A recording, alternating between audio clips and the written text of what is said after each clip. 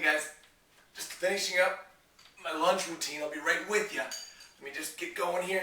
Finish up. Oh, here we go. Hey, how you doing everybody? Dave Schmidt's ResistanceBandTraining.com. Come to you with another exercise this week. I hope you've been enjoying these weekly exercise routines so that you can get an idea of how to do the different exercises with the bands. Today we're going to talk about lunges. Now lunges have a lot of different meanings. A lot of people apply lunges to impact exercises only.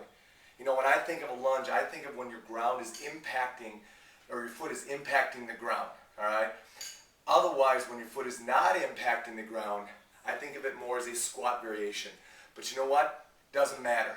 We're going to talk about 3 different lunge variations, some stationary, some mobile, and you can go ahead and apply whichever one you want. They all help improve your ability to handle the drivers of function, especially ground reaction forces. So let's get right into it. You know, first of all we're going to use is one band, and all we need is space. That's the cool part about this drill. You need no space, okay? Excuse me, you need no attachment onto the band. So with that said, all we need is the space and we need to get going. Let's talk about the setup, because the setup is the same for all 3 lunge variations. We're going to go ahead and we're going to step on the band. We're going to take the band and we're going to put it up on top of our shoulders. Now, I've seen a couple other variations where people go behind the neck. I don't like that at all. It puts too much pressure on your CT junction, which is a transition area between your thoracic spine and your cervical spine. Too much pressure there can create some cervical issues. I would not recommend it.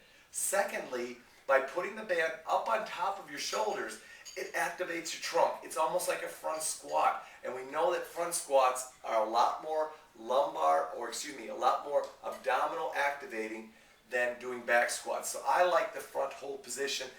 And lastly, it makes you keep your elbows up. Because I've got to keep my elbows up, my thoracic spine has got to stay in a very neutral, posture-friendly position, which immediately engages my lower torso.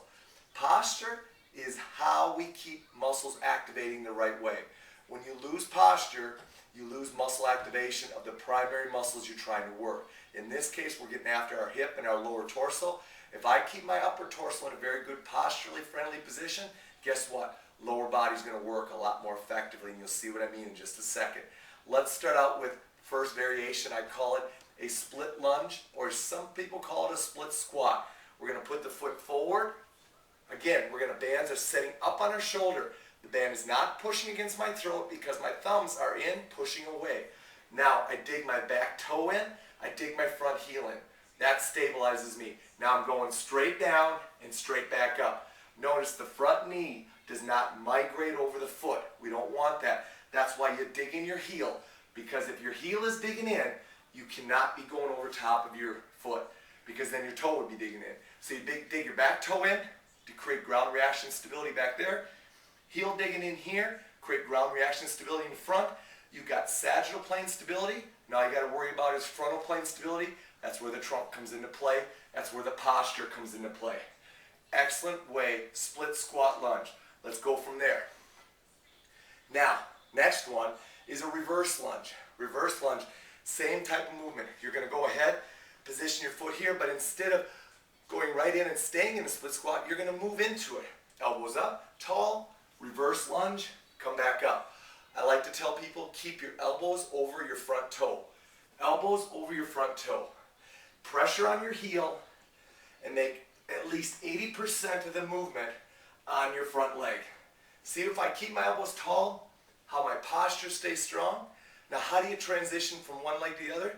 Very easy. Step in, step out, and you're ready to go. It's that easy. All right, last lunge variation, a forward lunge. I'm coming right at you now, okay? So what we're going to do is we're going to do a forward lunge. So in this case, we're going to take a step forward, plant it, explode back. As long as the band is on the arch of my foot, I'm picking up my foot, we're in great shape. Elbows tall. Stick it. Good. Come on back up. Stick it. Push it off. Hit that heel, drive back. Forward lunges. Some people would call these forward impact lunges. Regardless of how you want to call them, it's a great lunge variation. How do you transition? One more time.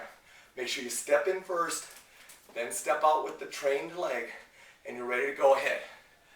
Knock out some lunges today. Let's see what you think about them. Keep those elbows tall, keep that posture strong, and really make that lower torso learn how to handle ground reaction forces.